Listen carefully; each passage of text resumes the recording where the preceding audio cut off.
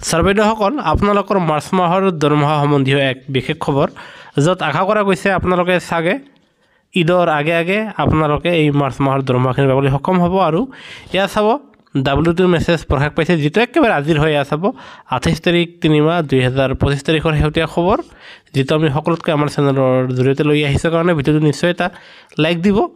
আৰু এয়া আপোনালোকে চাব অসমৰ সকলো ট্ৰেজাৰী অফিচাৰসকললৈ এই WT মেছেজটো আজি পঠোৱা হৈছে আৰু য'ত কোৱা হৈছে যে সকলো ধৰণৰ যি বিল আছে সেই বিলসমূহ আপোনাৰ 30 তাৰিখ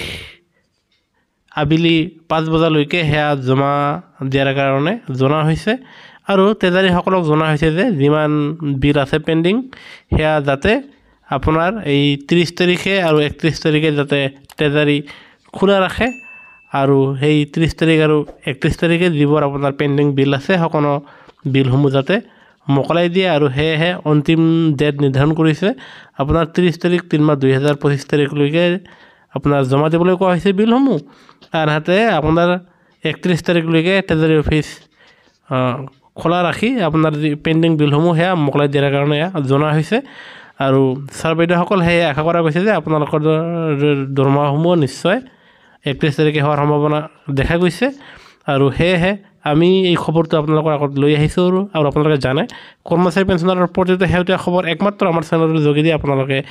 লাভ কৰিবলৈ সক্ষম হয় কাৰণে ভিডিঅ'ত লাইক এটা দি চেনেলটো শ্বেয়াৰ আৰু ছাবস্ক্ৰাইব কৰি নাপাহৰিব।